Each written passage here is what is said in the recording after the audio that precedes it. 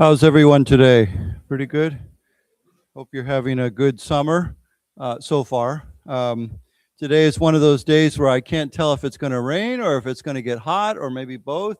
It's hard to predict.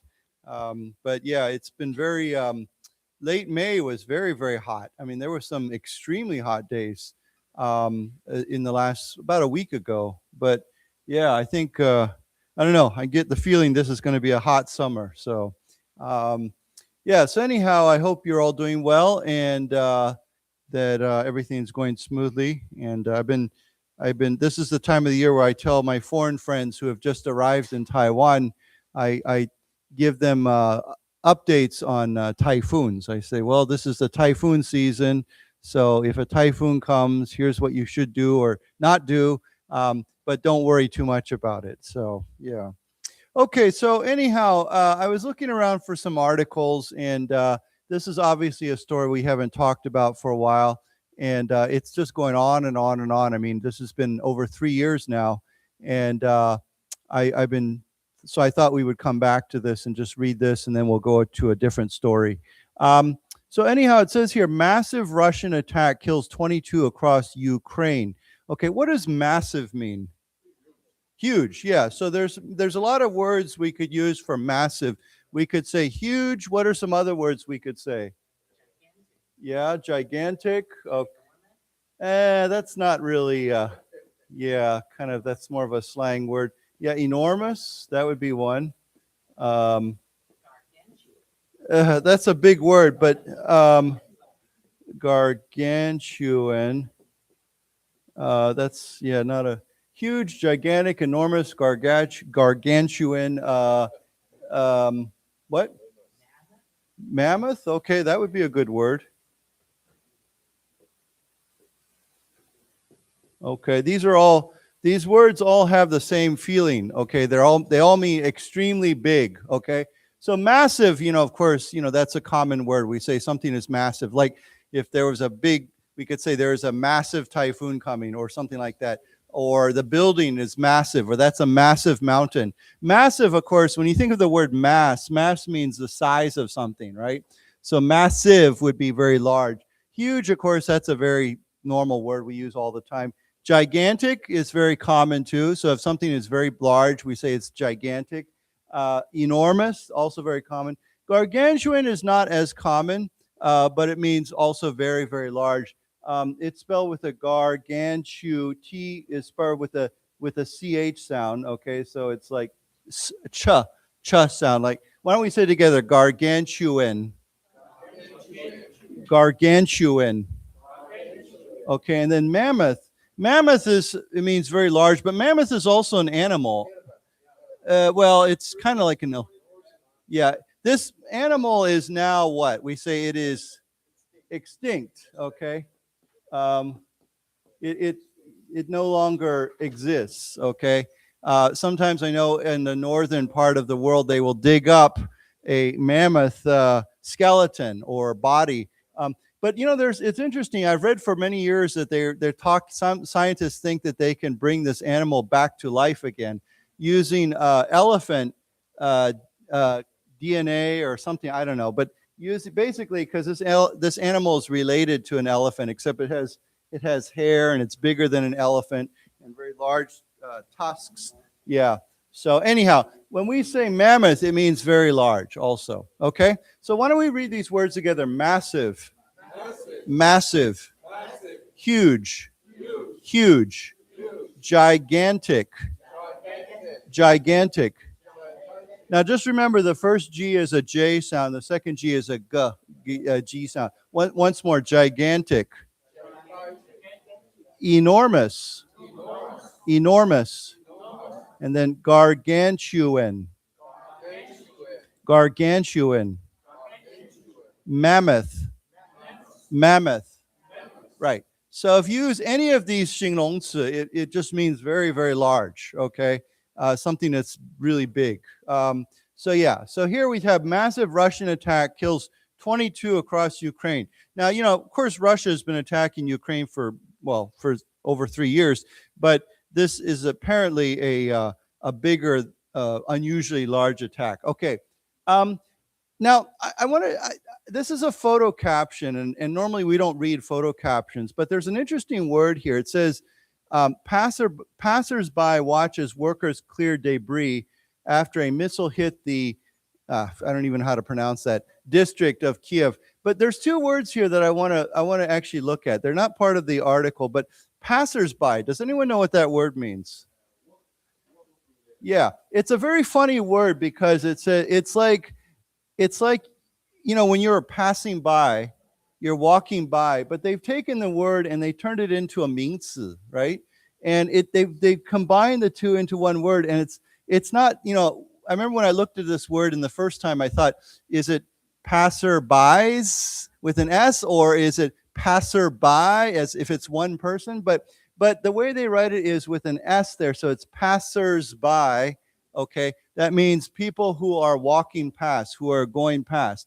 So let's say, you know, you're on the road and there is an accident, and you could say the passers-by stopped to help in the accident. They stopped to help the driver. It means the people who are just passing by, walking by, they stopped to help the person in the accident.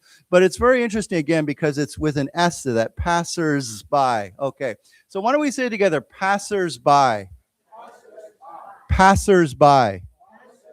And remember, this is a noun, okay? So it's like there were many passers-by, or the passers-by stopped to help. Okay, so it says here, passers-by, it's hard to say, passers-by, there's no S at the end, passers-by watch as workers clear debris. Okay, we've talked about the word debris. What is debris? Yeah. So he used the word that I would say is very close to debris. It's rubble. Okay, so you know, if you know, in Taiwan they like to tear down old things, like an old building they will tear it down, or an old road they'll dig it up, and all that rocks and concrete and pieces of broken pieces, we call that debris. Okay, now it's pronounced, when you say the word debris, it looks like there's an S, but it's actually pronounced debris.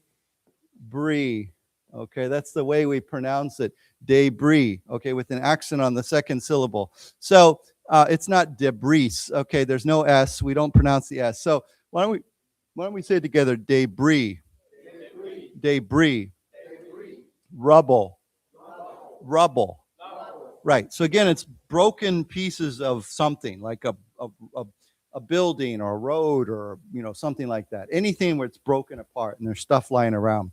Okay, so they were clearing the debris after a missile attack. So this missile probably hit a building or something, and there was lots of debris around. Okay, you know, sometimes I use the example of motorcycle accidents or car accidents because they have a lot of those in Taiwan. But you know, sometimes you're driving on the road and there's nobody around, but you see all this debris lying on the road. And I think, oh, somebody had an accident here, right? Now, maybe the accident happened yesterday or the day before, but you can still see debris on the road from the accident. It's still there. Okay, so anyhow, I just wanted to talk about those two words. So let's go to the article. It says, Russia launched hundreds of drones and dozens of missiles against Kiev and other Ukrainian cities overnight, killing at least 22 civilians and wounded 138 others, authorities said on Tuesday. Okay, let's just stop with that sentence. It says they launched hundreds of drones. Of course, you know what drones are, right? Urenji. Everybody's talking about drones these days. It was very interesting. I have a friend, American friend, who grew up in Taiwan like me, and he's a businessman. And so he was here. He worked here for many, many years. Then he went back to Mexico for a little bit, and then he's coming back, and he asked me, he said, what is a big industry that I can get involved in if I come back to Taiwan? And immediately I said, drones, because it seems like every 5 people I meet, there's one person who says they're in the drone business. So this is a huge business globally, and Taiwan, of course, is trying to build more drones for themselves, but also for export. So why don't we say it word together, drone. Drone. Okay, so they launched hundreds of drones and dozens of missiles, 飞弹, against Kiev. Now, Kiev, of course, is the capital, 首都 of Ukraine. and other Ukrainian cities overnight. Okay, now we've talked about this. It says killing at least 22 civilians. What is a civilian? Yeah, basically somebody who is not a soldier or someone who is not in the military. So I think all of us are civilians, right? So why don't we say it together? Civilians. Civilians. Right. So it killed at least 22 civilians and wounded 138 others. So it was a big attack. Okay, so let's read this together. Russia launched hundreds of drones and dozens of missiles against Kiev and other Ukrainian cities overnight. Let's say that word again, Ukrainian. Okay, killing at least 22 civilians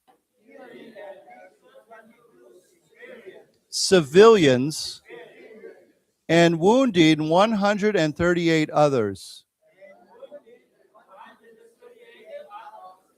Authorities said Tuesday.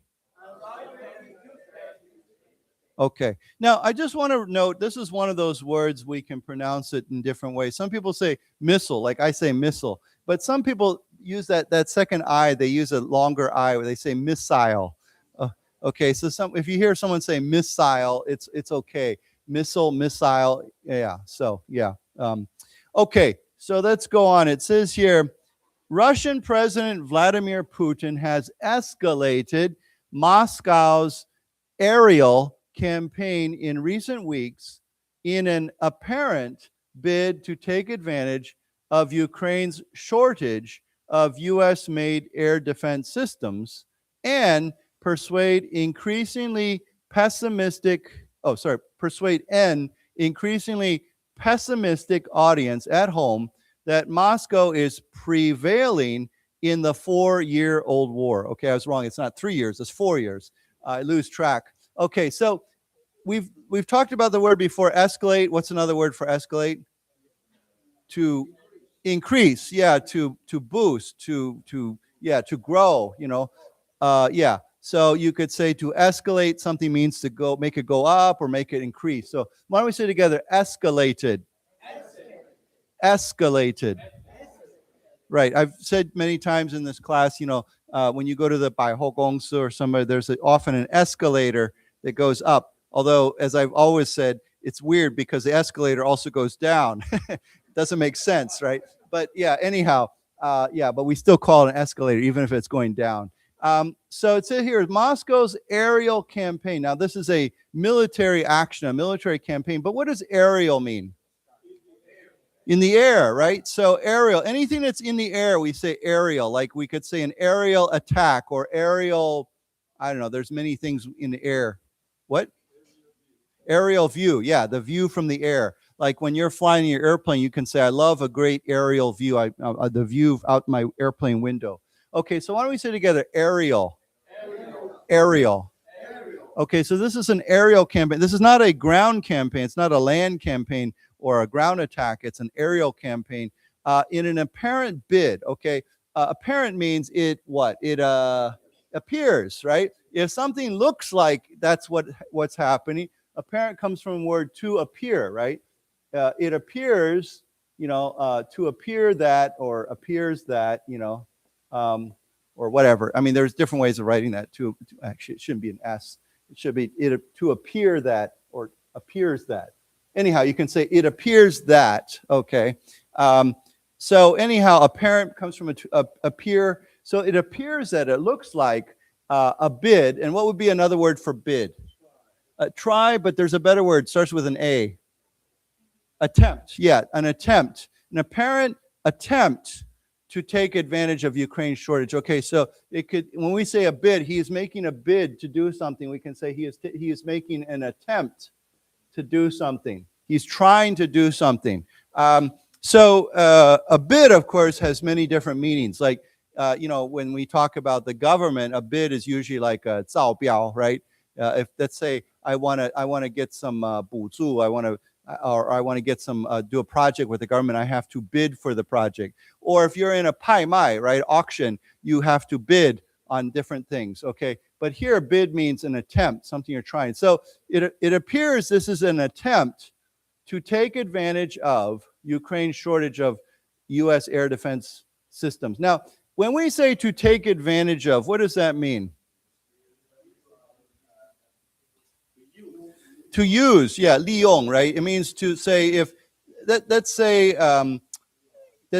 well, in here, this situation, your enemy is weak or weaker for some reason, so you're going to use that opportunity to take it, you're going to do something, take advantage of somebody. So you can, but take advantage can be positive or negative, right? You can say if there's a great opportunity, like to make money, or there's a great opportunity to get a new job, you should take advantage of that, right?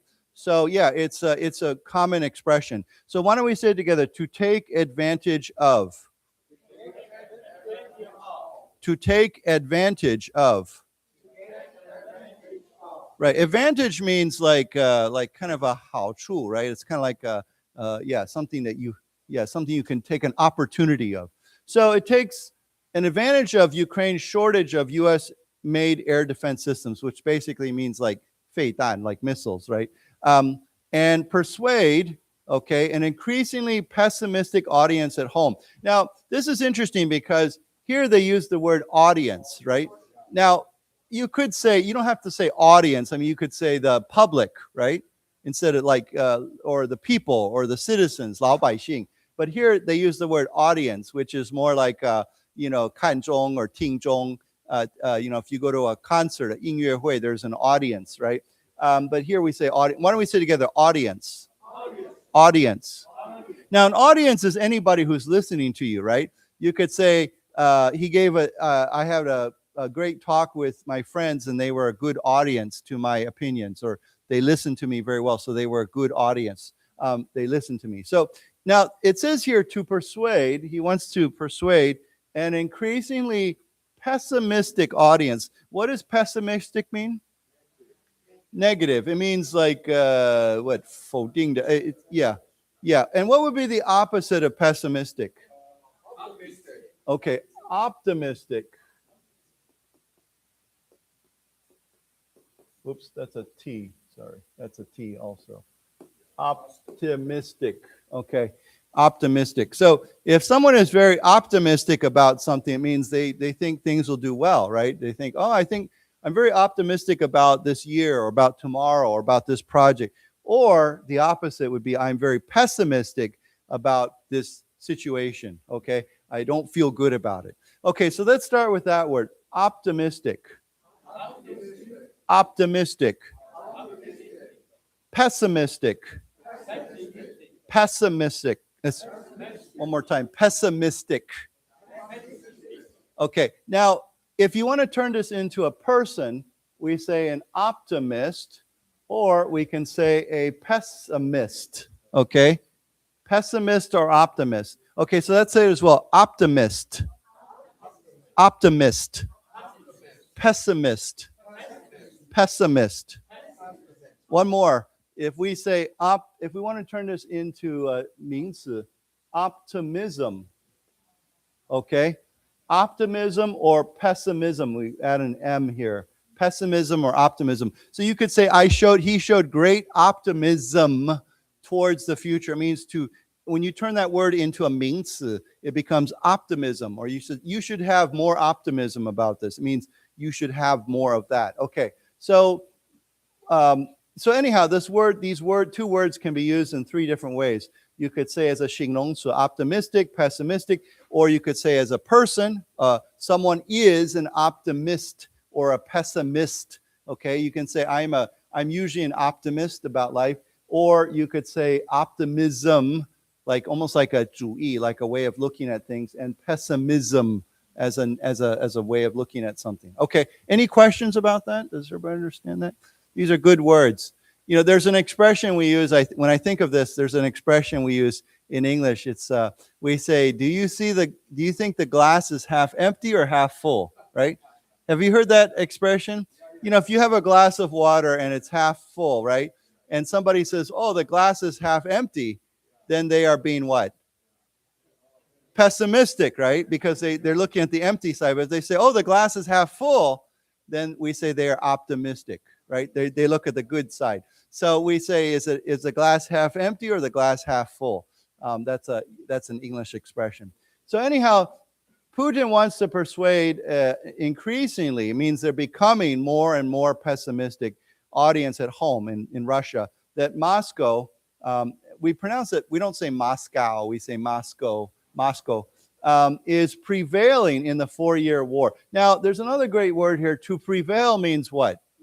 To win. Yeah, to be victorious, to overcome. So you could say he prevailed over his enemies, or he prevailed over his sickness, or they prevailed in the game, right? It means they won.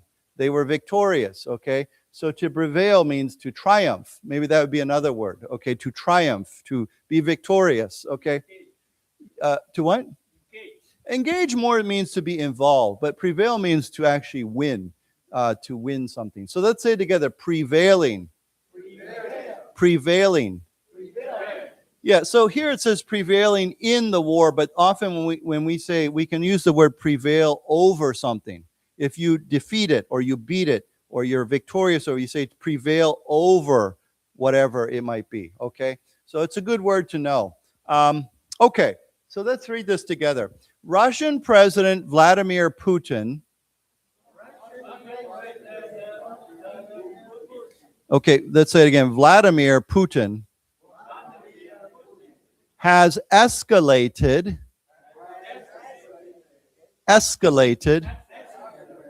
Moscow's aerial campaign. In recent weeks, in an apparent bid to take advantage of Ukraine's shortage of U.S.-made air defense systems.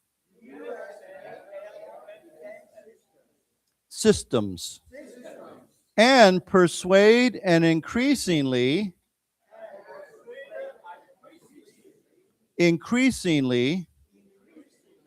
pessimistic audience at home that Moscow is prevailing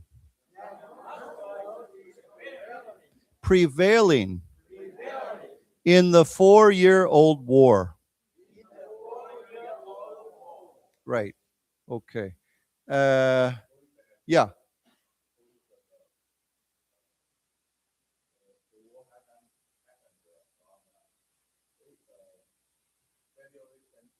Mm-hmm. Right. Was it 24? Well, if it's 4 years old, then it would be 22, wouldn't it? 22 then. Yeah. Right. Yeah. Yeah. Yeah. Yeah. Yeah. I heard 72 hours. 72个小时. It'll be over. Yeah. It goes to show that experts don't know everything, right? But yeah, I think the Ukrainian war is a huge wake-up call to the world that I read an article. I was reading some articles recently. It said that Ukraine and other wars have shown that small countries now have the ability to stand up to much stronger countries for a very long time. They can actually defeat them because of drones and other technology that we never really considered before. So Ukraine is a really kind of a revolutionary war. I don't mean it's like a 革命, but I mean, when I say revolutionary, it means it has introduced a lot of new ideas and a new technology. And so, yeah, this is why I think now Taiwan is learning from this. They're like, we need lots of drones. Lots of drones. It's funny because a few years ago when Taiwan talked about buying drones, they said, oh, we're going to buy 1,000 drones or 2,000 drones.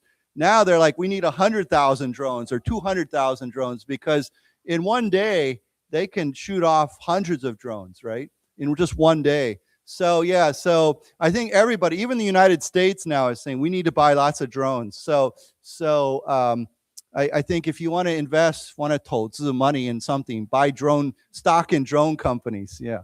So yeah, a lot of business there. And the thing that Taiwan has the advantage of is that companies don't want to, Western, or I should say democratic countries, they don't want to buy Chinese drones, right? Like the big companies like DJI, right? Even when I go to Tankun here in Taichung, I see the drones that are made by Chinese companies like DJI. And how do you say it? Yeah. So America and other countries are saying, we don't want to buy Chinese drones. So who else can make these drones?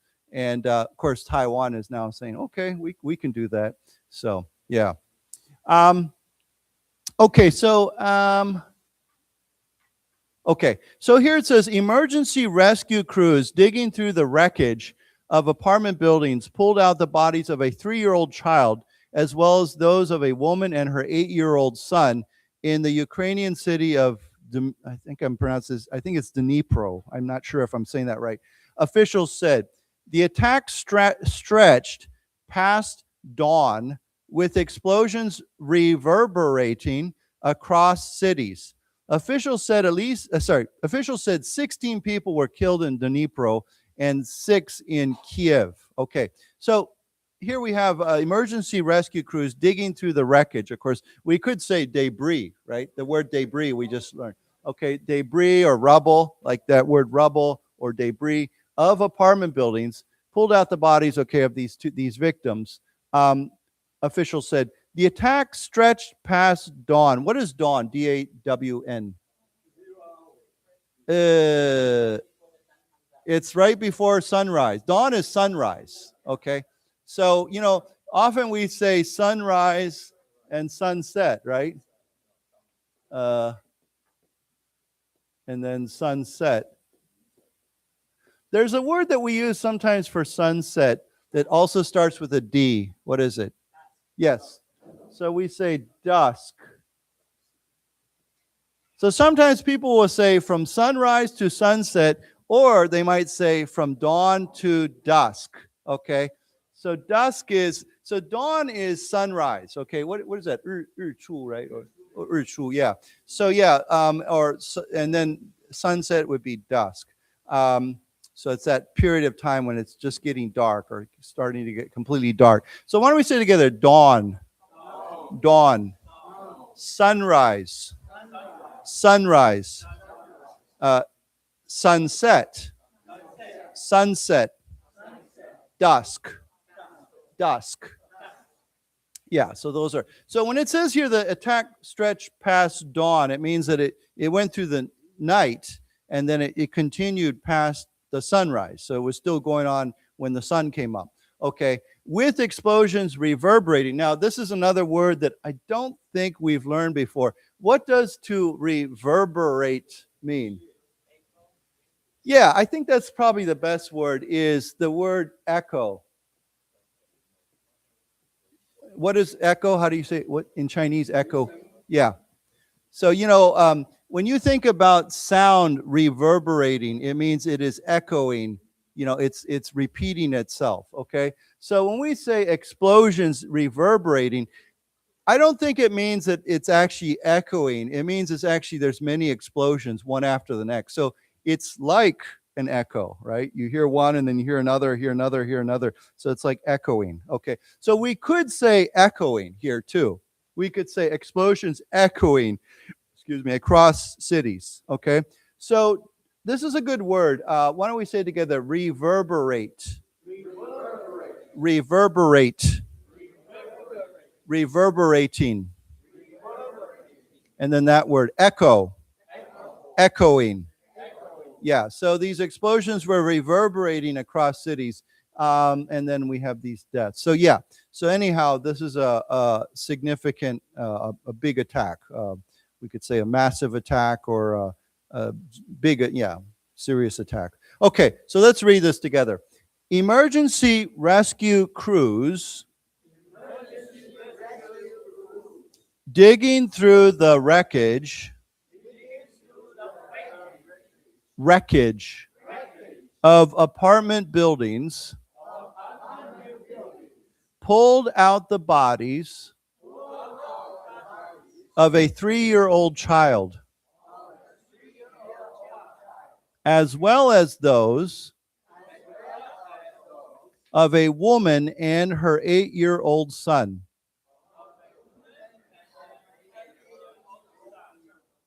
Let's say again, 8-year-old son.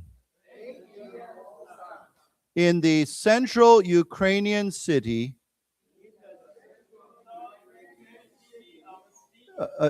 Dnipro. Officials said the attack stretched past dawn. Let's say it again, stretched past dawn. With explosions reverberating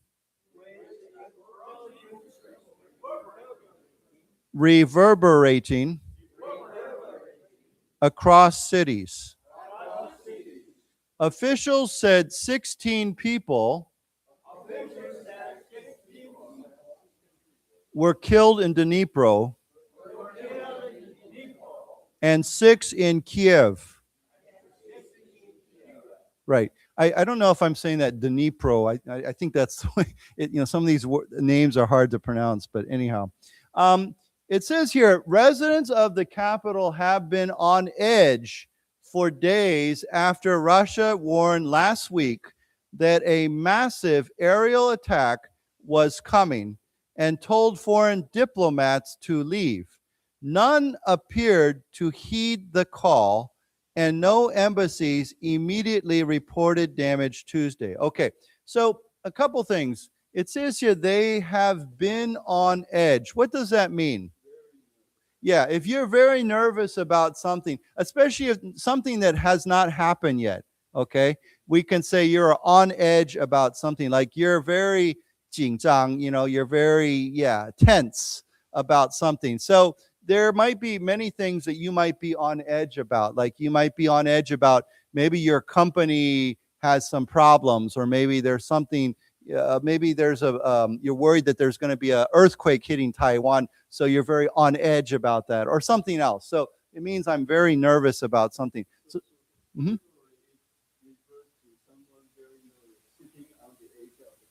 I think, you could be sitting on the edge of your chair, or you could be standing on the edge of a cliff. I don't know, but you're on the edge of something. You're feeling very nervous about it. Yeah. So there's many things that would make people feel on edge, or they are on edge. Okay. And you notice it doesn't say on the edge. It says on edge. So we don't say he feels on the edge. We say on edge. Okay. So just remember that. Edge, of course, is the edge of something. So why don't we say together, have been on edge. Have been on edge. Okay, so they've been on edge for days after, of course, Russia warned that this big attack was coming. And they told foreign diplomats to leave. They said, get out of there. Now, it says here, none appeared. When we say none, we're talking about foreign diplomats. None appeared to heed the call. What does heed the call mean? Pay attention. It means to listen to or to obey, right? If you heed the call to do something, it means that you will follow what somebody tells you to do, or you will listen to what they do. So to heed means to obey, to heed the law, for example.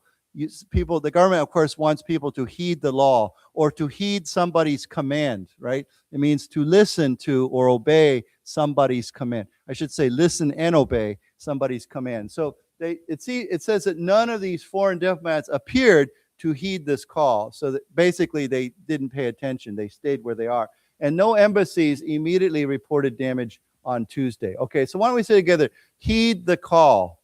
Heed the call. Heed the call. Yeah, okay. So let's read this together. Residents of the capital have been on edge for days after Russia warned last week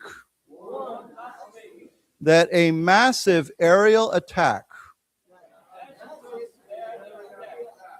was coming, and told foreign diplomats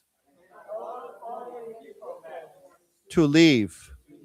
Let's say that word again, diplomats. Right. None appeared to heed the call, and no embassies immediately reported damage Tuesday.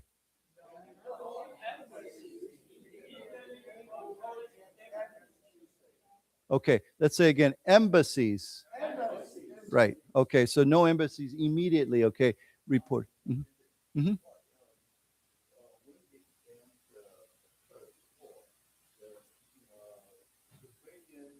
Mm-hmm. Mm-hmm. Right. Mm-hmm. Yeah.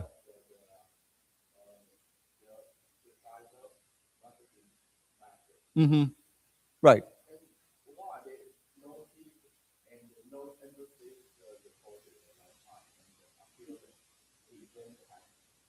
I don't quite understand. Yeah. Yeah. Yeah. Right. But they don't, basically, I think their position, you're talking about the foreign embassies? Yeah. So I think foreign embassies, and this is intentional, this is on purpose, because if they say, okay, yeah, we're leaving, right? That says that what? It says that we're scared of Russia. And so I think embassies say, you know, we're going to stay where we are. We're not going to show weakness in the face of Russian threats. So if Russia threatens and says, hey, you need to get out, leave, and foreign embassies leave, or foreign diplomats leave, then I think that to them that shows weakness. It shows that we're scared of Russia and we're going to do what they tell us to do. And so I think this is very, very intentional. This is on purpose. Is they're like, no, we're going to stay right here, and you can't threaten us to leave Kiev, the capital city. So yeah, I think this is very, very intentional. This is not a mistake, or this is not being negligent. You know, this is not being like, oh, I sleep in, I don't care, or whatever. This is saying, no, we need to show strength and not leave. Yeah. So yeah. It would be interesting, though, what would happen. I'm curious what would happen if a missile hit a foreign embassy. Like if some Russian missiles hit, you know, any of the foreign embassies, what would be the reaction, or what would happen? Because a foreign embassy is technically, legally, it's foreign territory, right? It's part of that country's territory. So yeah, anyhow. Okay. So here it says, Ukrainian President Vladimir Zelensky appealed for more U.S. and European support, describing the massive overnight attack as an explicit statement by Russia. If Ukraine is not protected from ballistic missiles and other missile strikes, those strikes will continue. Okay, so let's just read this here first of all. He appealed. Of course, appeal means to call or to plead or to beg. You know, to appeal means please help us, okay? So people often appeal for help, or maybe we could say they appealed for a donation. You know, maybe, you know, please donate your money or help us or do something. Okay, so he appealed for more U.S. and European support, and then he described the massive overnight attack as an explicit statement by Russia. He said this is explicit statement. Now, this is a good word. I think we've talked about this word. What does explicit mean? Very clear, very open. What would be the opposite of explicit? Yeah, yeah. This is I love talking about this word because I use this a lot in 跨文化训练 when we talk about communication. We talk about implicit communication, which comes from, what's the word? What word does this come from? To imply. Okay. And what does to imply mean? Well, kind of, yeah. It means to hint. It means to say something without using those words. Do you know what I mean? So I'll share the example I always share with my students is if you go to your friend's house for dinner, and after dinner you're hanging out at their house and you're having a good chat with them, and suddenly your friend looks at their watch and says, "Oh, it's 11 p.m." What are they implying? You should go. It's time for you to go. I'm tired, right? Get out of here. Leave. But they're not saying that, right? If they were explicit, they would say, "I'm tired, go home," right? But they're not, because they're going to be polite, right? 客气 about it. So they will imply that by saying, "Oh, wow, it's 11 p.m." And what they're saying is, yeah, go home. Yeah. So a lot of communication in that we use, especially in some cultures like Taiwan or Japan or Asian cultures, we like to imply things instead of saying them explicitly, right? Because we're afraid that if we say something too explicitly, it will be seen as being rude or impolite or aggressive, right? Or maybe it starts a conflict or confrontation, right? So people will be very implicit in their communication. Yeah, read the air, 读空气, right? Read the air. But Americans who are very more direct would say what you mean and mean what you say, right? This is a English expression. Say what you mean and mean what you say.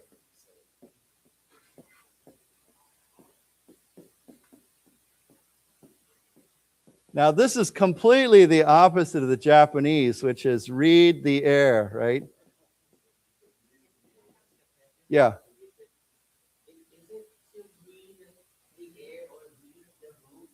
Well, read the room is an English expression, but read the room is it's different. Read the room means I'm trying to get a feeling for how people are thinking. So if for example, if I'm a politician, politicians can be good at reading the room, right? Because maybe they come into a room to give a 演讲 and they feel like people are unhappy or they feel like people are angry and then they change something. Or so that's when I say to read the room means I kind of get a feeling for how people are feeling. Maybe they're happy, maybe they're angry, maybe they're upset. So he said they're very good at reading the room. But read the air is more, this is a very Japanese expression, which is, you have to try to interpret or translate what someone is really trying to say, what they're implying. But Americans say what you mean and mean what you say means if my yes is yes and no is no, right? If I say yes, that means yes. If I say no, it means no. I will be very direct about it. So implicit, I use in my 跨文化训练, even I tell people, like when I was about 5 years old in Hualien, my mother was taking me to the 菜市场, and she told me before we left the house, she said, "I need to teach you now, when we're out shopping anywhere, if the, 小姐 asks you if you want to buy something and you don't want it, you don't say 不要, right? You don't say that. You say, 我考虑, right? You think about it, right? And of course, I still say that. And in Taiwan, if you say that, people are like, okay, they don't want it, right? But if you were in a direct culture like maybe or Germany, right, and you said, "Oh, I'll think about it," they'll say, "Okay, well, let me know when you're ready to make a decision," right? Because it really means that you're thinking about it. And if you don't want it, you just say, "No, I'm not interested," or "No, I don't like the color," or "No, it's too expensive." We just say that directly. In Taiwan too, if someone says, "Oh, can you help me with this?" and you say, "Oh, 很抱歉，现在不方便," right? It's not convenient. That's to imply that, no, I don't want to really help you right now, or don't want to help you. When I did working with COMPASS magazine, 康百视杂志社, talking to 广告客户, I discovered many years ago that when a 广告客户 says 我要暂时停, it means they want to stop, 停. It doesn't mean 暂时停, it means I want to stop, period. And I used to say, "Oh, okay, can I call you next?" Right. No. And I would say, I didn't understand that. So I would say, "Oh, well, I'll call you next month. Can I do that?" And they'd be like, "Yeah, sure. Call me next month." So next month I would call them. I'd say, okay, are you ready now? And they were like, and they have all kinds of excuses, right? And then next month I would call them again. And then finally, after 2 or 3 months, I'm like, what's going on? Why, this delay? And then I think, 暂时停 means no, I want to stop. So this is very implicit and explicit communication is very, very cultural. Direct cultures, like many Western cultures, like 美国 or 德国 or European cultures, they tend to be very explicit in their communication. They believe that it's good to say things directly and challenge things directly. So if I'm not happy, I'll tell you I'm not happy. I'll say I'm not happy, or I don't like this, or we have a problem, or we need to talk about this. But in many Asian cultures, they believe that implicit communication is a good way to avoid direct confrontation. So I think that this is a very, very important for cross-cultural communication when you talk to people, because again, if you're indirect, if that's your culture and you meet someone who's very direct, they might offend you, right? You might feel like they're very rude, or you might feel like they're very aggressive, right? Like every time I say something, they're like challenging me. I joke about this, but it's true. The group of people, I have many friends from this country, but every time they talk to me, I feel like they're being aggressive because of the way they talk. It's my South African friends, 南非朋友. Every time I talk to them, when they respond to me, I'm always like, I feel like, why are you so aggressive?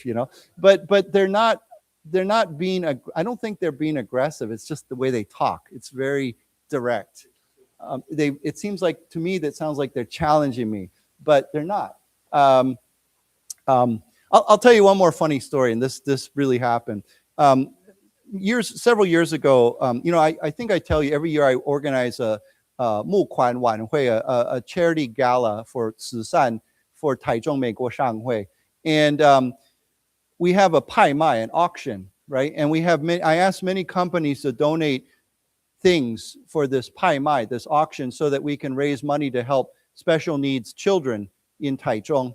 So years ago, I met a German guy, 德国人, in Taipei, and he had his own company. And I thought, maybe I'll ask him if he wants to donate something to this auction. So I sent him a line message, and I said, hey, by the way, I'm having an auction, this event to help children in Taichung. Would you be interested in donating something? And I remember his reply came back to me. It was just one word. He wrote, no. And I was really angry. I was seriously angry. I did not reply to him. I thought, what a jerk, why does he have to be so rude? And I didn't reply to him. I was upset.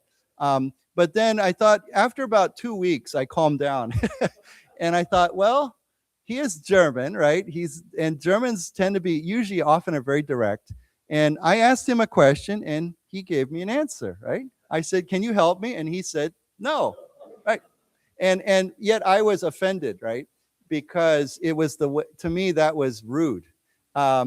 Because it's funny, when you talk to Americans are direct, but they like to add lots of extra words, right? They will be direct in a very polite way. So when I use that example, I say, if that guy was an American, he probably would have said, oh, thank you so much for letting me know about this. Sounds really like a great event. I'd love to help you, but I can't this year, unfortunately. Have a great event. Good luck. Maybe next year, So he would write all those words. Now he would still say no, but he would add all those extra words, right? Now, if he was Japanese, he'd probably say, let me think about this and reply to, I'll discuss it and come back to you. And then I would never hear from him again, right? Or he might just not reply, right? I know in Japan, sometimes if they don't want to say no, they just don't reply, or he would say, I'll think about this, or this will be very challenging. There's many ways indirect cultures can say no, right? But choto, just wait a minute. So anyhow, this I think is very, very important. We're learning English here, but I always say that it's possible for two people to speak the same language and completely misunderstand each other. There's direct cultures, like super direct cultures would be like, I think the most direct culture I've seen is Germans are very direct, or people who speak German, but people from Helan, Dutch are super direct people. And then the indirect culture, I think Japan is probably the most indirect culture I've ever seen. Very indirect.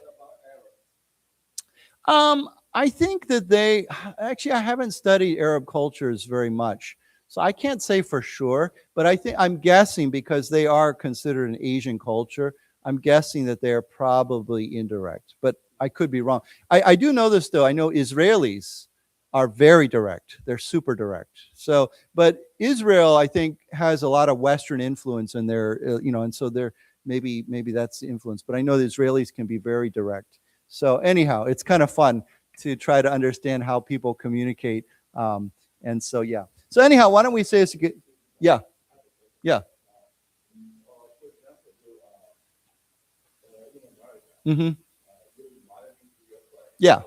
Yeah. Yeah. Mm-hmm.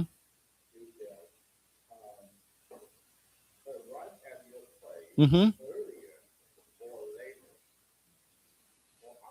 I think it's best to just be on time. I mean, it really depends. I mean, I know I have American friends who are very on time, but then I have American friends who are also, they show up late for a lot of stuff, especially social events. So I don't know. I mean, I think it really depends. There's not a hard rule for that, but yeah.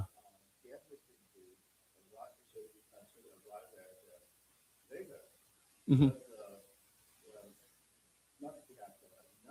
Right. Maybe, but I wouldn't be really late. I might show up 5 or 10, 15 minutes later, but not like 30 minutes later. Yeah.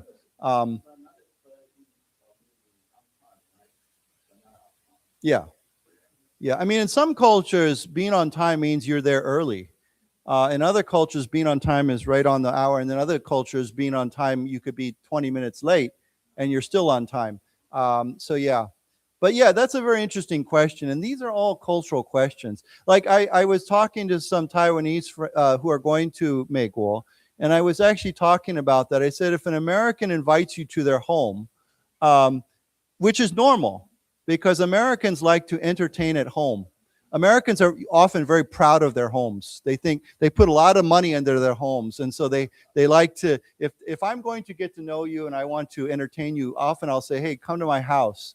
And so many Taiwanese are not used to that. Like, what do you do, right? And so if an American says, well, would you like to come to our house for dinner next week, or you want to come for a barbecue or something like that, how do you respond? Of course, I always say, if you can go, then say, yes, thank you very much, I'd love to. But the polite question is, you usually say, can I bring anything? Or what can I bring? And Americans will often say, oh, don't worry about it, just come, just bring yourself. But they might say, oh, well, bring your favorite drink or do something like that. So yeah, anyhow, this is a very cultural thing, is what do you do when somebody invites you to their home? And and of course I tell Taiwanese, you can look and see, but you can probably keep your shoes on when you go to their house. Even if they have a ditan, you can walk on their carpet, with your shoes, which is very strange for Taiwanese. But anyhow, yeah, there's these different cultural situations. So, yeah. Yeah. Yeah. Yeah.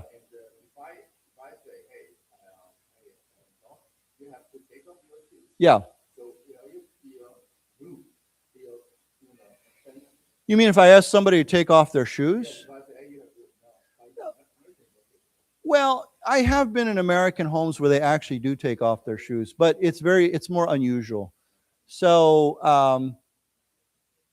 I don't know. I think it's very unrare where you're going to be in a situation where somebody actually asked you to take off your shoes. There might be an indirect way to do that. Like in Taiwan, the one way they do is they also offer you slippers, right? And then you're like, oh, okay. So you have to take off your shoes. But yeah, I think almost all American homes, you'll probably keep your shoes on when you go in. which just seems really strange, especially if they have carpet, right? 地毯. But people will walk on the carpet with their shoes. So yeah, I don't know. That seems weird to me. So anyhow, let's say these words again. Explicit. Explicit. Implicit. Implicit. To imply. To imply. Now, we can turn these into 副词, like adverbs. We can say implicitly or explicitly. So if someone says, I explicitly told him that he should be here at this time, right? It means I told him very clearly that he should be here at this time. So we could say, he explicitly told me this, okay? So why don't we say it together? Explicitly. Explicitly. Now, implicit, we have the verb to imply, but actually for explicit, we don't have a verb. We don't say to exply. We don't say that. We can't say that. We could just say to say clearly, right? But there's no verb version of that word. There is a verb 动词 of that word, but not for this word, okay? So here it says an explicit statement by Russia, okay, that, this will happen. Okay, let's read this together then. Did we read this? I forget. We didn't read this yet, did we? No, not yet. Okay, Ukrainian President Vladimir Zelensky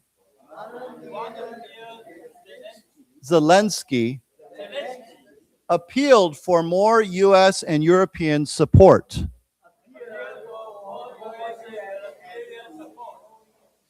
European support. Describing the massive overnight attack as an explicit statement.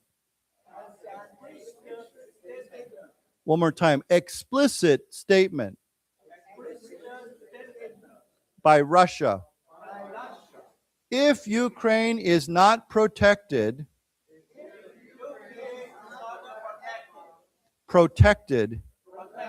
from ballistic missiles and other missile strikes,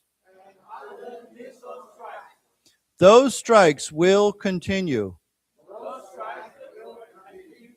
Okay, so here it says Putin has stepped up his aerial campaign against Ukraine, with Russian forces recently launching another of their powerful hypersonic Oreshnik ballistic missiles. Ukraine's shortage of air defense systems, in part due to depleted U.S. stocks from the Iran war, has left civilians especially vulnerable to ballistic missiles, even as Kiev's defenses stop most of Moscow's drones. Okay, so it says here he stepped up. What does stepped up mean? Stepped up means to escalate, to increase. We could simply say increased. So he has increased his aerial campaign. It means his aerial attack, his air attack against Ukraine. Now, they recently launched another of their powerful hypersonic, this is just a name, but what does hypersonic mean? But yeah, supersonic means faster than the speed of sound, right? Okay, but hypersonic means many times over the speed of sound. So, like many airplanes today can go like twice the speed of sound, but hypersonic missiles might go like 5 times the speed of sound or more even. So they're super fast, okay? Hyper means, they're super and then there's hyper, right? We have supermarkets, but then we have hypermarkets, right? So yeah, like I've been waiting this month to find out what Jialefu's new name is. Are they getting a new name soon? Yeah, does anyone know what it is? Nobody has said anything, right? So yeah, maybe it's like Fulejia or something. Yeah, but yeah. Oh, yeah. I think it's kind of crazy. Everybody knows Jialefu. Why do you want to change the name? It's. I grew up with Jialefu, right? So how can you change the name? Oh, really? Yeah, that's weird. I felt very sad. I went to Jialefu last week or 2 weeks ago, and I noticed they had all the Jialefu brand items on sale, right? They're trying to get rid of them, like my yi song yi, right? So I just felt, I felt very 难过, right? Because Jialefu is a name that I know very well. But anyhow, we call that a hypermarket, right? A hypermart or hypermarket. Okay, so why don't we say together, supersonic, supersonic, hypersonic, hypersonic. Okay, and you know, we didn't talk about this, but ballistic means that the missile goes into space, up, and then comes down again. It goes very high. Yeah. So we say, why don't we say ballistic? Ballistic. Okay. So they use another one of these hypersonic missiles. That says Ukraine's shortage of air defense systems, in part due to, it means partly due to, partially because of, depleted U.S. stocks from the Iran war. Now, what does depleted mean? Used up. So what can we deplete? We can deplete our money. We can deplete our energy. You know, if someone comes to you and says, today I feel really depleted, usually that means I feel really tired. You know, 累了, 累死了, right? They don't have to say my energy is depleted. They just say, I really feel depleted. But, you know, somebody's money could be depleted. Their missiles could be depleted. Many things could be, you know, reduced or run out of something. Okay, so why don't we say together, to deplete. To deplete. Okay, depleted. Depleted. So deplete can be a 动词, or here it's depleted, it becomes a 形容词, right? Depleted U.S. stocks. This means stocks or supplies of missiles from the Iran war has left civilians especially vulnerable to ballistic missiles. Okay, we've talked about that before. What does vulnerable mean? Easy to hurt, easy to attack, right? So this word gets used in so many different ways. For example, if someone says, right now I feel very vulnerable, it means I feel like, now you could be emotionally vulnerable, right? Like, okay, somebody breaks up with their boyfriend or girlfriend, they might feel vulnerable, emotionally vulnerable, right? Easy to hurt, or maybe hurt. Or you might say, Taiwan is vulnerable to typhoons, right? Because many typhoons come and hit Taiwan. It's just open to this, okay? So it's a word that we can use in many different ways, okay? So why don't we say together, vulnerable? Vulnerable. Right, basically it means open to attack. Okay, okay, so let's go ahead and read this. Putin has stepped up. Stepped up his aerial campaign against Ukraine, with Russian forces recently launching another of their powerful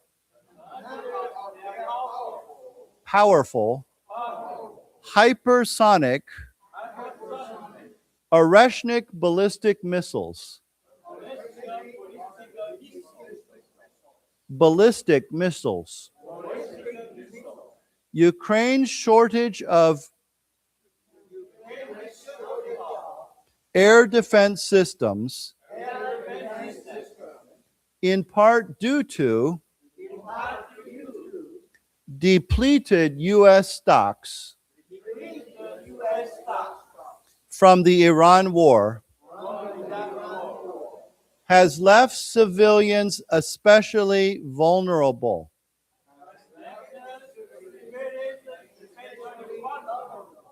Okay, especially vulnerable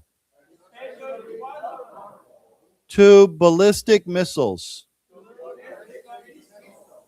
even as Kiev's defenses stop most of Moscow's drones. Right, okay. Let's see here. I'm trying to think if there's anything else. Okay, I think we can go to a different story. Let me just see if there's any good words here.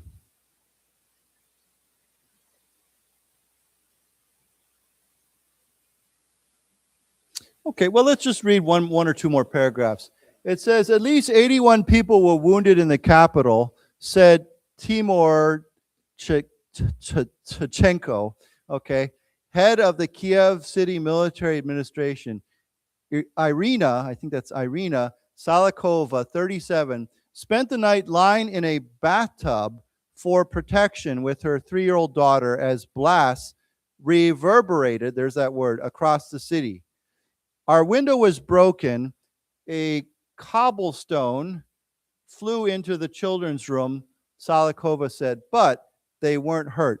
Thank God we're alive. Today we're alive. Today we're lucky. Okay, so she spent the night lying in what's a bathtub? You know what a bathtub is, right? Yeah. Some houses have bathtubs, some don't have bathtubs, because some just have a shower, right? Or they have a shower and a bathtub. Yeah. So why don't we say together, bathtub? Bathtub. Okay. As blasts, okay, blast just means explosions, reverberated, echoed across the city. Our window is broken. A cobblestone flew into the children's room. What is a cobblestone? Does anybody know? It's something you don't see it too much in Taiwan, but in old European cities, the roads don't use concrete. They use stones, you know, and there's many stones to pave the road. So you have all these stones. There's one place in Taichung, I noticed they have this, on, I think it's Shituanlu, near the Science Museum, 科学博物馆. Behind, you know, there's a stretch there where they use cobblestones, right? You know what I'm talking about? They haven't paved the road. They use these stones. So it's kind of cool. Yeah, when you're driving your motorcycle, it's kind of going, or car, it's kind of doing this. It's making that. Yeah, so those are called cobblestones, okay, those stones, okay? So why don't we say together, cobblestone. Cobblestone. Right, yeah. So, yeah, old European cities, some old European cities have that. Okay, so let's read this together. At least 81 people were wounded in the capital, said Timur Tchenko, head of the Kiev City Military Administration.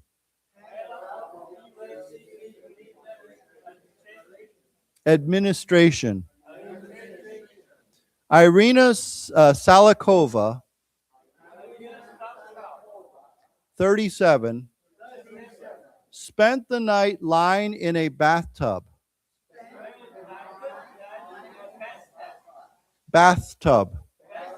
For protection with her 3-year-old daughter.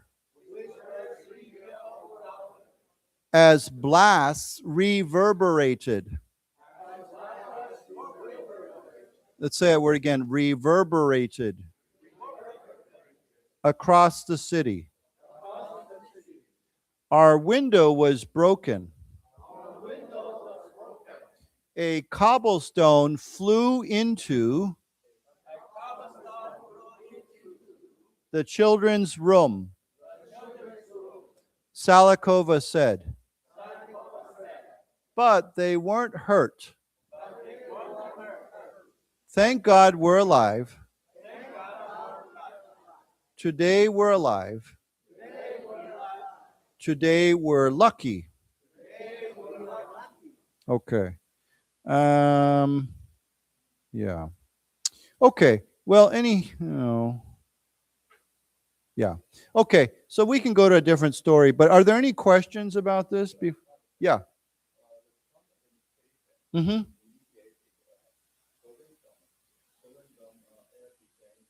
Right. Right.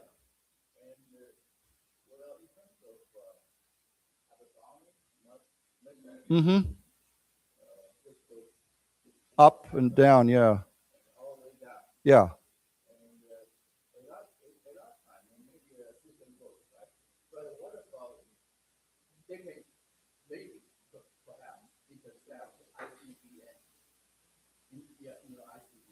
Right.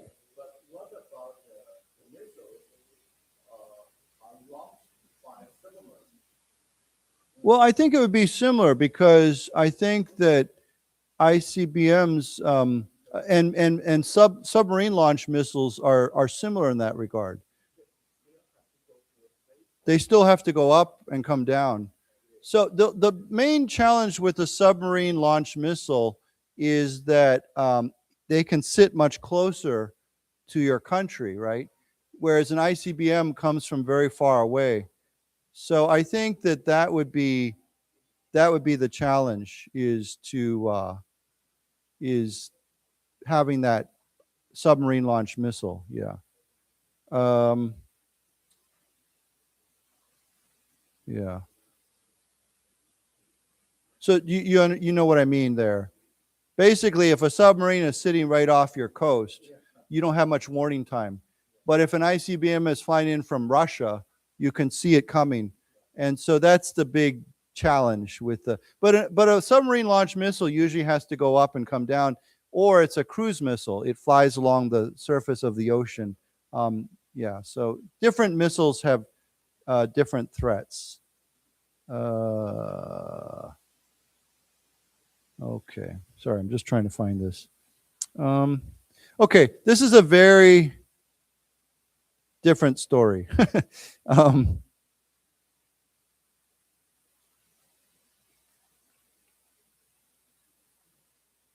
You know, I've been reading and watching TV shows and reading about where American food brands come from and their history, right? It's very interesting because different food brands, they all have background stories, right?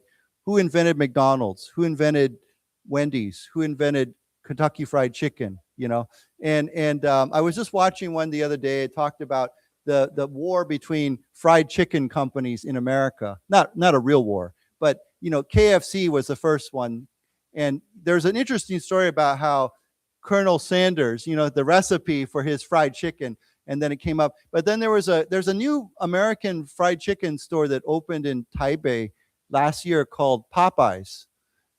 It's Southern Louisiana chicken, New Orleans chicken, so it's spicy. And I've been asking my friends, I'm like, so when are they coming to Taichung? But it was very interesting. The guy that started that chicken business, he was trying to compete with KFC. And then he made a big mistake, though. He bought another chicken company called Church's Fried Chicken. It's a Texas fried. They used to also be in Taiwan. I remember they had a Church's Fried Chicken near my house on Wenxing Lu, Sanduan, but then they left. But anyhow, he bought that company, but it was too much, and his business failed. So then he had to sell Popeyes to another company, but Popeyes Fried Chicken is still going. So yeah, it's just interesting, all these stories about food companies and how they compete with each other. So it says here, chain seeks to be first choice, not just fast food. Now, when you think of McDonald's, you think of a fast food company, but this article doesn't talk about this, but I read a book on McDonald's once, and actually it's very interesting. McDonald's they're not really a fast food company. You know what they really are? They're a real estate company. So they make their money off of real estate sales, right? They sell and buy property. The fast food is just extra, right? The food. And so just like one of my friends was telling me that a company like Gogoro is their biggest business is electricity, right?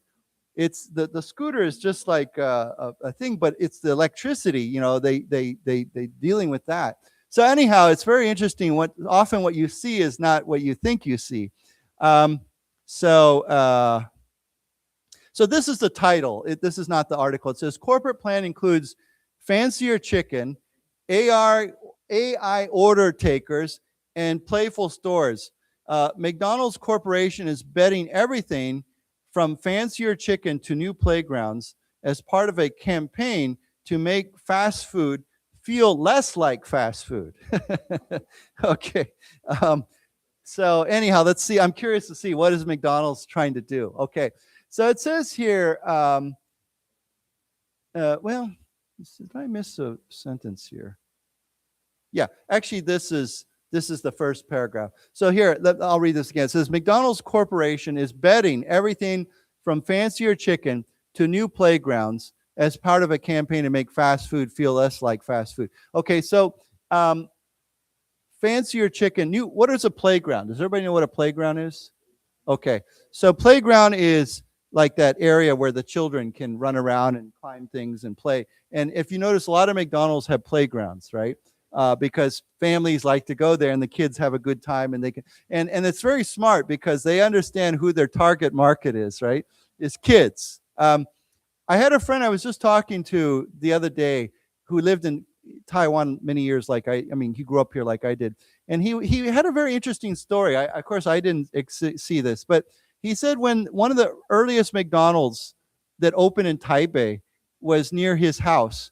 And he said he used to watch, he said students, when they first opened, these kids would come into McDonald's and they would go to the counter and they would just ask for a cup of water. And then they would sit in the McDonald's with their friends. And he said the McDonald's staff would always give them their water.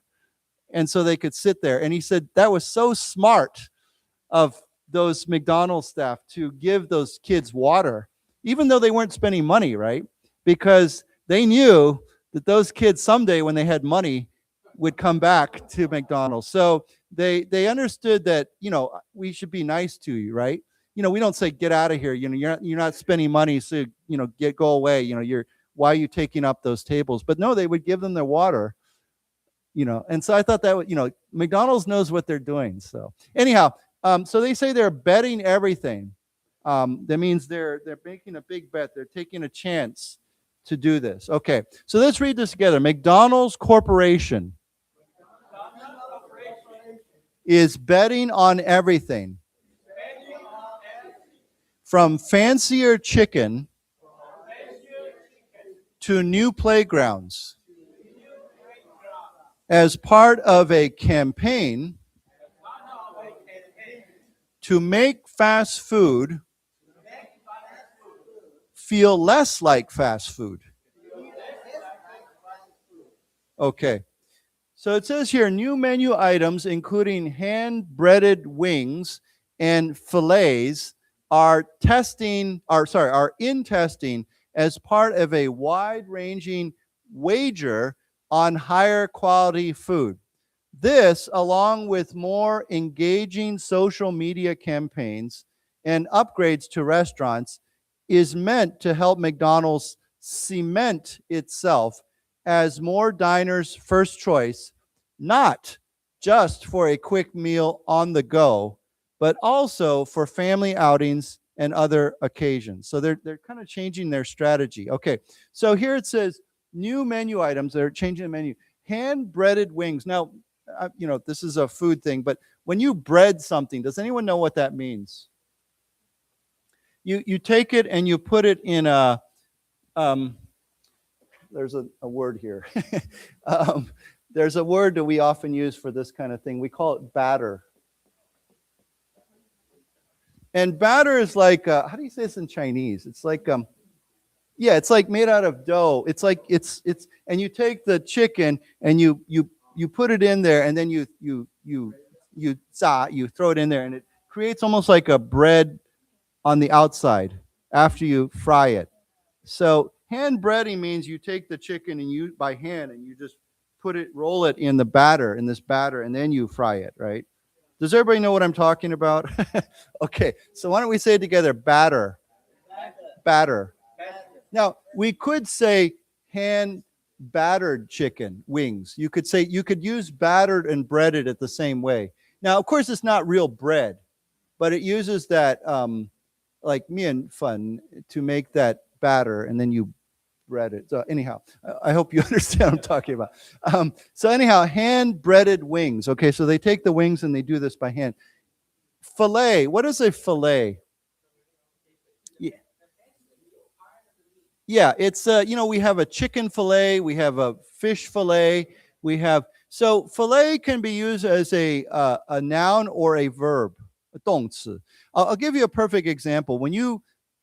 This is a big difference between Americans and Taiwanese. When they eat fish, when Taiwanese traditionally when they eat fish, they eat the whole fish, right? Americans think that's very 可怕, right? Yeah, they don't like the head, they don't want the tail, they don't want the bones, so they fillet the fish. What that means is they take the fish and they cut the meat off, the best meat off the bone, and they just keep the meat and they throw everything else away. And so we say to fillet your fish. But you can also say to fillet a chicken, and it just means, like he said, the best part of the chicken or the beef or the, so you can use the word fillet for many things, okay? And we don't pronounce the T, okay? So why don't we, it's like fillet, okay?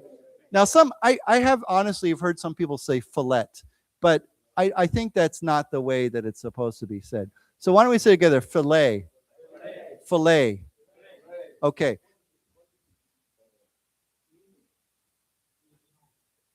Oh, mignon. I'm not. It's a French word. Filet mignon is a beef. It's a beef, like a type of steak. It's a kind of niu pie, but I honestly don't know what. I couldn't give you a technical description. Yeah, it's a very good steak. I mean, when someone says filet mignon, that's considered a very good steak, a very high quality steak. Okay. So they are in testing as part of a wide-ranging wager on high-quality food. Now, this is a very good word. What is a wager? Yes, exactly. So we just looked at the word bet, and it's the same word, to bet or to wager. And wager can be a 动词 or a 名词. Okay, so if someone says, you know what, I wager that he doesn't do that, or I wager you that he will not do this. Okay, it means I bet you that that's not going to happen. Or you could say, maybe you go to a casino and you say, I'm going to place a huge wager on that. It means I'm going to place a huge bet on something, okay? So it could mean actually you're 赌博, you're gambling, or you could just mean like, I bet that he won't do that. I wager that he won't do that. It means I bet he won't. Does everybody understand that? Okay, so why don't we say together, wager. Wager.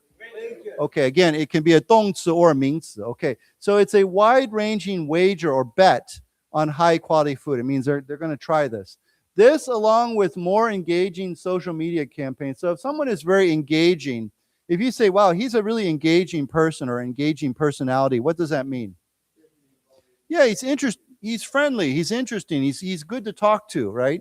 You like talking to him, someone who is very engaging, okay? So engaging social media campaigns and upgrades to restaurants is meant to help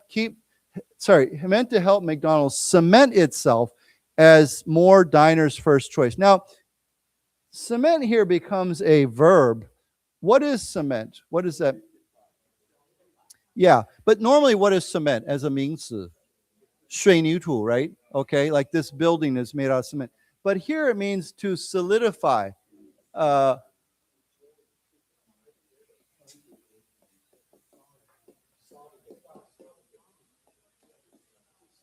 Because solid means something that's hard, right? So when you cement something, it means it becomes very strong, right? So to solidify means to turn something in, and cement is the same way, right? When you lay cement, it's like a liquid almost, right? And then it turns hard, it becomes hard. So here it means to cement itself, means to make itself, to give itself a strong position, to give itself a firm position as more diners' first choice. They want to make themselves into the first choice for more diners. Okay, does everybody understand that? To cement it. So cement is a 名词 or a 动词. It can be used either way. Why don't we say together, cement? Cement.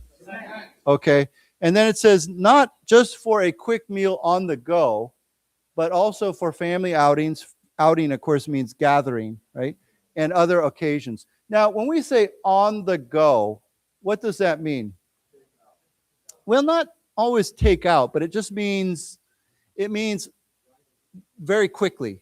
If you do something on the go, it means you're just doing it, what is it? Like, I guess in Chinese we say what? 顺便, right? It's, yeah, you're just doing it as, well, let's say I'm doing this, but then while I'm doing that, I'll quickly do something else at the same time. We say on the go. So, I'm going to stop at 7-Eleven on the go, or I'm going to buy this on the go. It means I'm just going to grab something while I'm going somewhere else. So it means it's very quick, and it's just doing something on the side. You're just kind of doing two things at the same time. So does everybody understand that? On the go. So if you get food, grab a meal. If you get food on the go, it means you're on your way to somebody else. You're going shopping, or you're going out, or you're going home, and on the way you just grab something. So 7-Eleven, of course, is great for on-the-go shopping, right? Because we just walk in and we walk out. We don't have to spend much time there. Okay, so let's say together, on the go. On the go. On the go. On the go. Yeah, okay. So let's read this together. New menu items, including hand-breaded wings. Hand-breaded wings. And fillets are in testing as part of a wide-ranging wager. Again, wide-ranging wager on high-quality food. This, along with more engaging social media campaigns and upgrades to restaurants,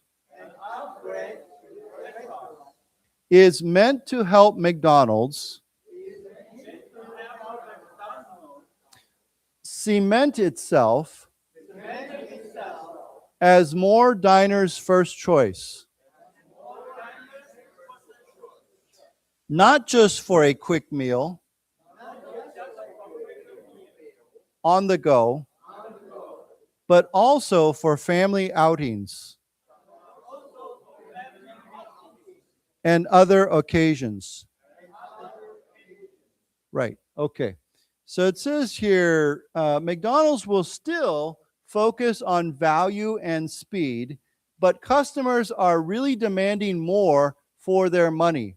Chief Executive Chris Kempinski said, they've raised their expectations as competitors upgrade their menus and offer new options in fast-growing categories such as chicken, beef, and beverages. This is raising the bar for McDonald's, especially as inflation quickens and customer sentiment weakens. Okay, so there's some words here. So value and speed. Of course, people think you go to fast food, it's cheap and it's fast, right? So they're still focused on value and speed, but customers are really demanding more for their money. You know, in English, we have an expression, we say, you get what you pay for, right? Means if I spend a lot of money, I get more value, or I get more, you know, or if I spend less money, maybe I get less quality or less value. So you get what you pay for. But here it says customers are really demanding more for their money. They want good value, right? I want to spend less, but I still want good value. They've raised their expectations as competitors upgrade their menus. What does expectation mean?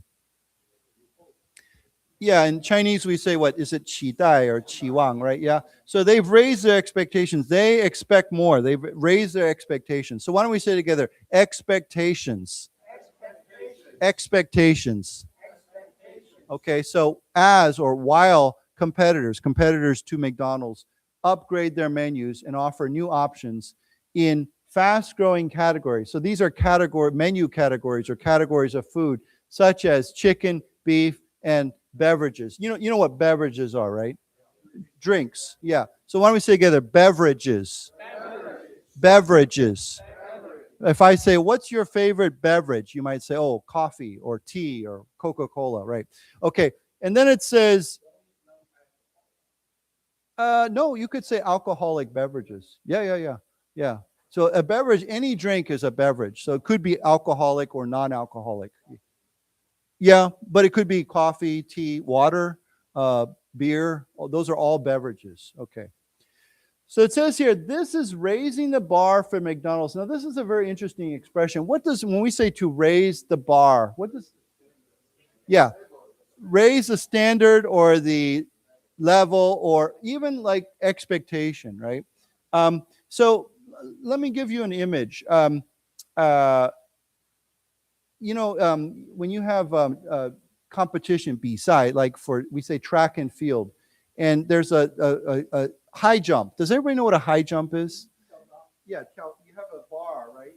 And someone runs and they jump over it, right? And then what do? They raise the bar, and then you try to jump over that bar, right?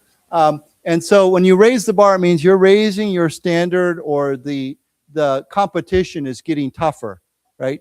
To raise the bar means to raise that standard or that level or that expectation. Okay, so it says here, this is raising the bar for McDonald's, especially as inflation quickens. What is inflation? What is it? It's tong. Yeah. So inflation quickens, it means it grows or it speeds up. And consumer sentiment weakens. Okay, what does sentiment mean?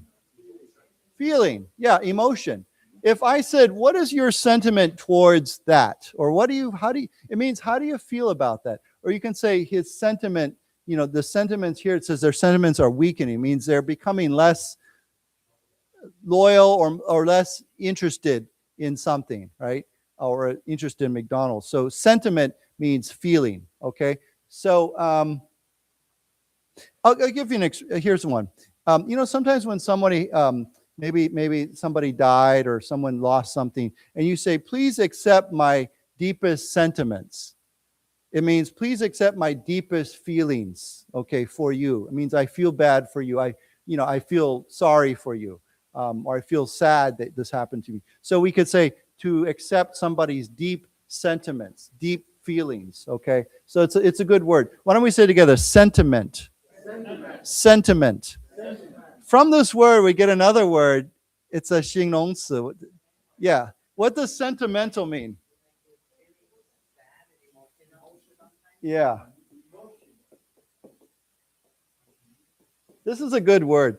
I have to admit, often I feel sentimental. I was just telling you I felt sentimental about Jialefu, right?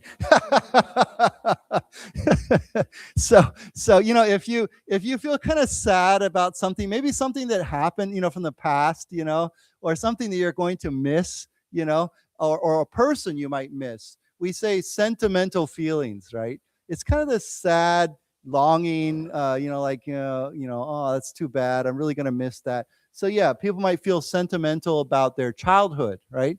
They think back to when they were children. They think, oh, those are such great times. I missed that time. I remember my friends, or I had those, or they might feel sentimental about some person or Jialefu, So yeah, does everybody understand that? Yeah, it's a good word, sentimental. There are some other words that are very similar to sentimental. Another one that I often associate with this word is nostalgic.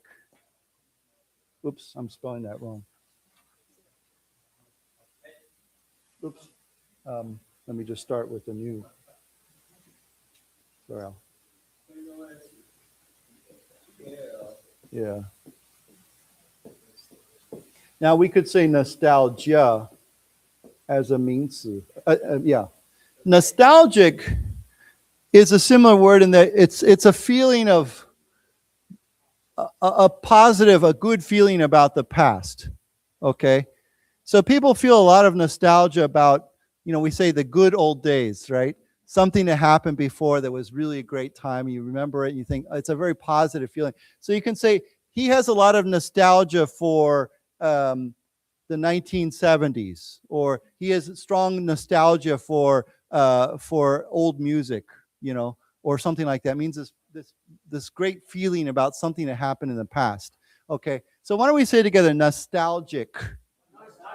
Nostalgic. And then as a 名词, nostalgia. Nostalgia. Right, so you can feel nostalgia, or you can have nostalgia, or you can simply say, I am nostalgic for or about something. Okay, so anyhow, these are good words: sentimental, nostalgia, nostalgic. Yeah. Yeah. Okay. Yeah, so let's read this here. Sorry, let's go to the top. Let's read this. McDonald's will still focus on value and speed. But customers are really demanding more for their money. Chief Executive Chris Kempinski said, they've raised their expectations as competitors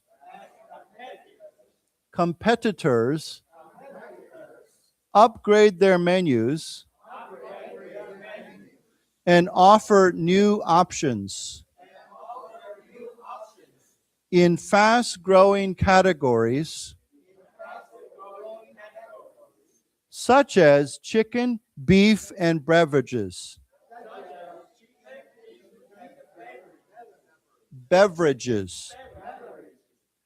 This is raising the bar for McDonald's, especially as inflation quickens. Let's say it again. Inflation quickens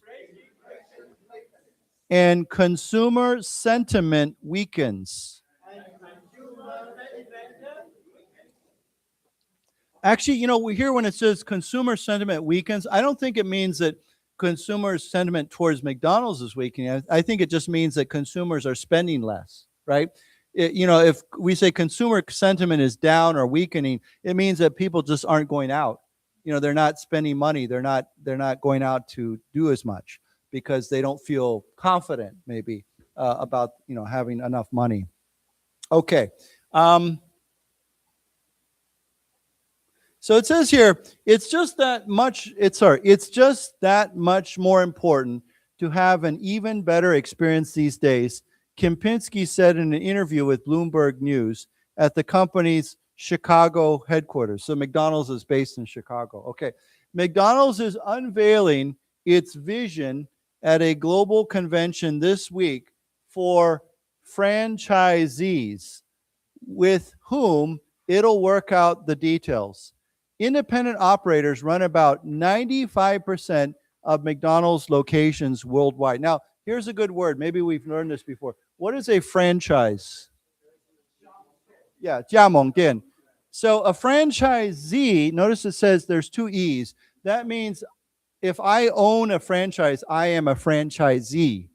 I'm the one who owns the franchise. Okay. Now, a franchise is the business, but then a franchisee is the owner of the franchise. So the one. Now, so basically 95 of McDonald's restaurants are owned by franchises. And then I guess that means 5% are actually owned by McDonald's. Okay. So this is a very big business. So yeah, in Taiwan, you see so many franchise businesses, right? Or franchises all over the place. I know that people start companies and then their goal is to make it or turn it into a franchise. They want to sell the franchise to other people. Okay, so why don't we say it together? Franchise. Franchise. Franchisee. Franchisee. Now, remember, franchise can be a 动词 or it can be a 名词. You can say, I'm going to franchise my business. It means I'm going to sell the rights to my business. But you can say, my business is a franchise. Okay, so you can say that either way. Okay. Okay, so that's a good new word. Okay, so let's read this. It's just that much more important to have an even better experience these days. Kempinski said in an interview with Bloomberg News at the company's Chicago headquarters. Remember, Chicago is with a sh sound, not a sh. Okay, so let's say again, Chicago. Okay, McDonald's is unveiling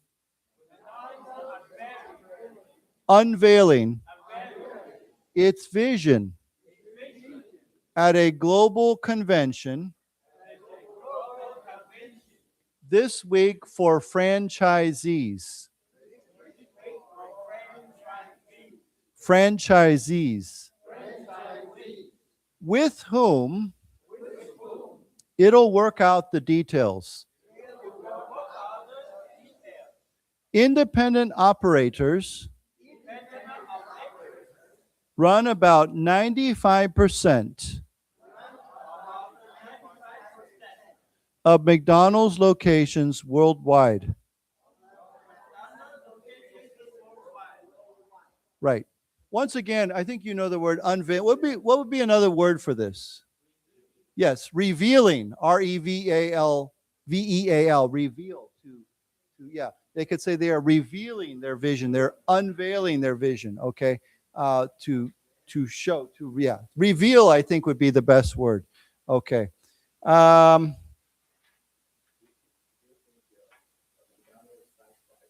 Yeah.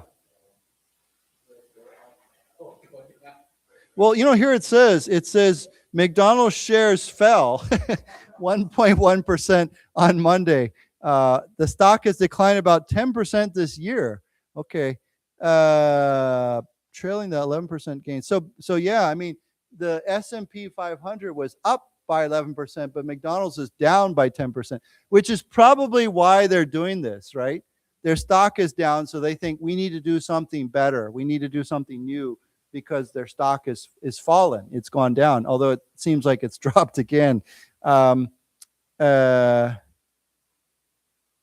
Okay, so it says here, McDonald's U.S. sales have outpaced the fast food industry's growth for 4 straight quarters, according to restaurant research firm Technomic, powered by attention-grabbing campaigns such as a Minecraft-titled meal and a value meal that is appealed to price-sensitive diners.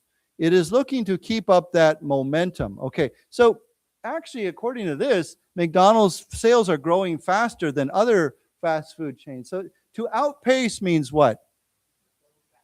To go faster than. So pace is the speed, like 速度, right? Your pace. Like someone says, I like to walk at a very fast pace, or he walks at a very slow pace. So if you say someone has outpaced you, it means they are moving faster than you are, okay? So why don't we say together, outpaced. Outpaced.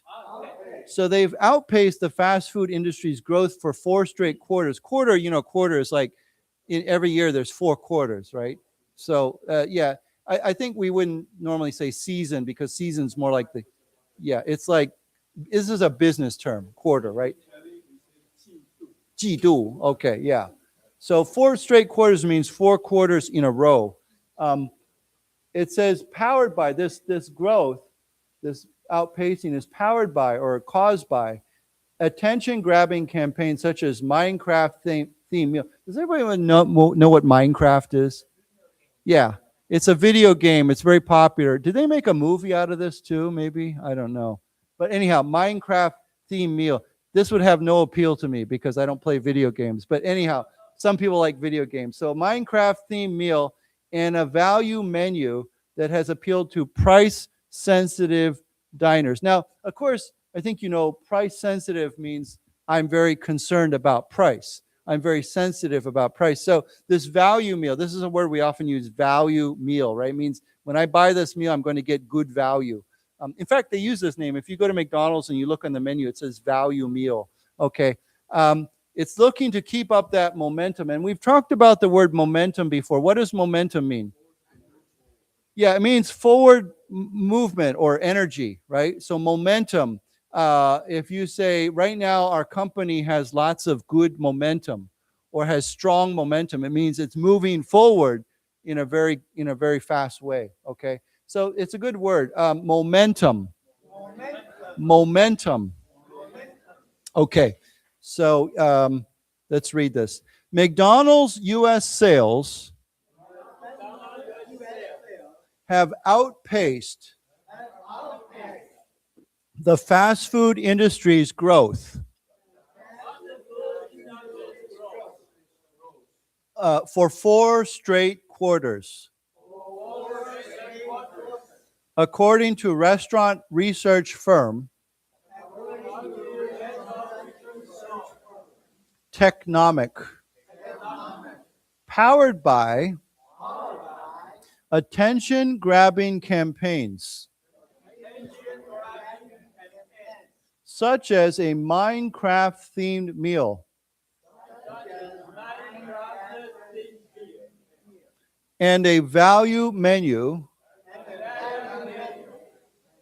that has appealed to price-sensitive diners. It's looking to keep up that momentum. Momentum. Right.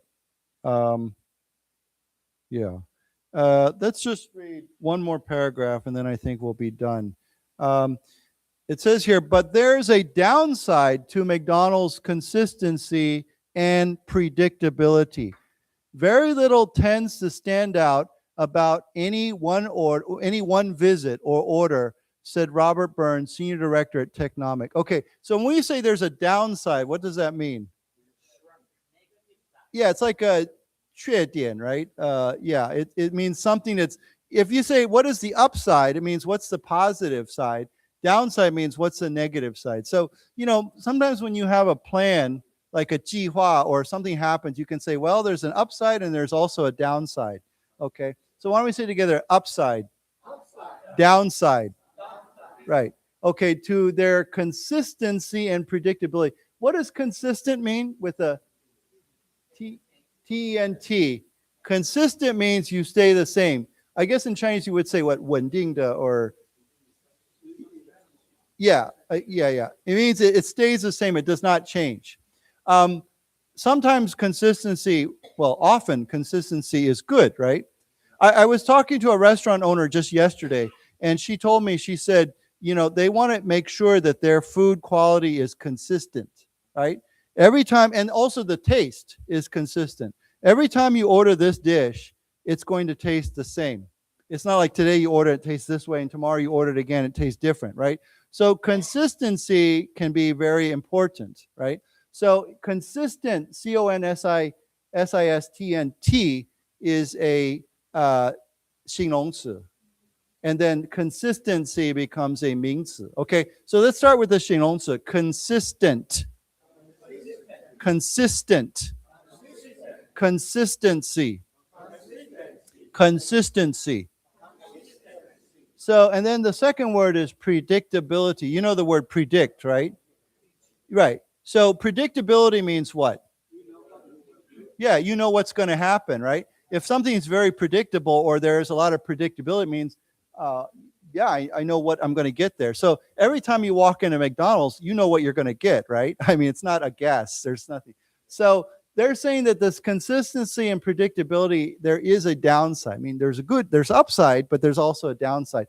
Very little tends to stand out about any one order or visit or order.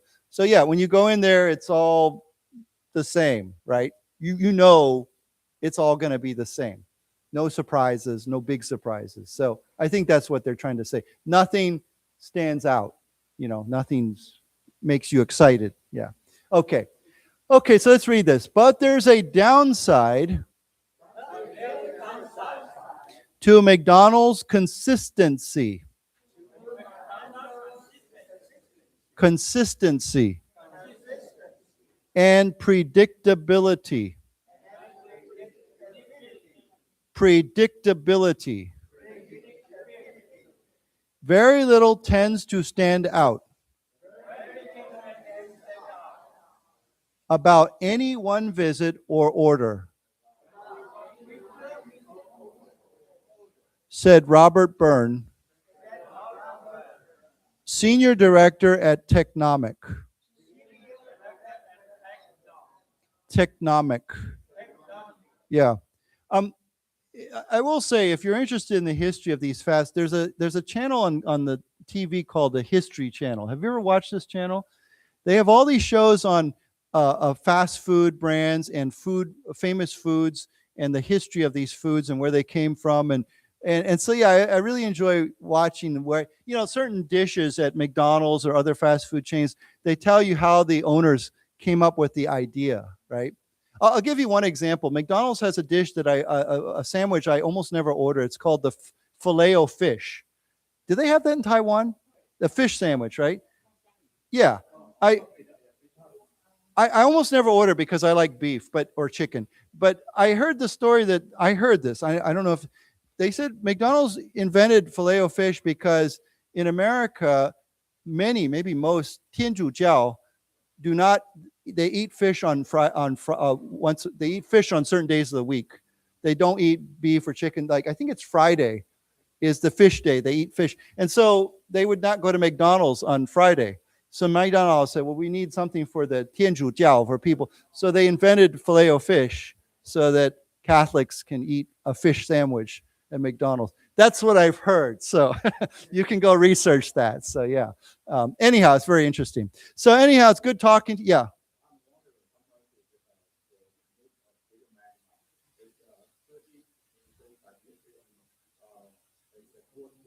Yeah. Yeah. Yeah. For how much? Yeah. Yeah.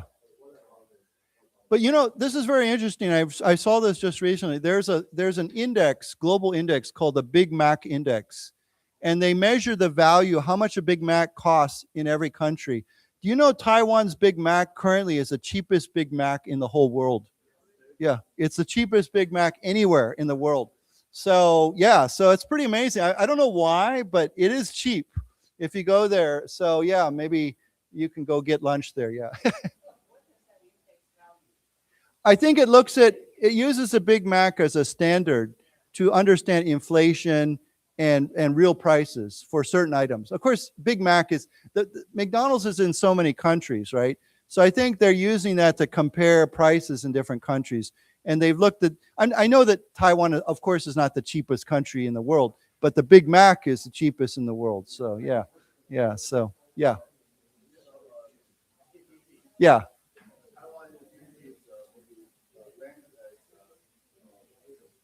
Yeah.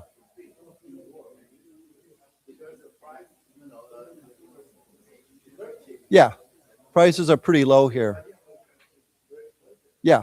Yeah. Yeah. No, it's it's an interesting situation. So, okay. Well, anyhow, that's all we have time for. So we'll see you next month then. Yeah. We'll see you. Bye. Bye-bye.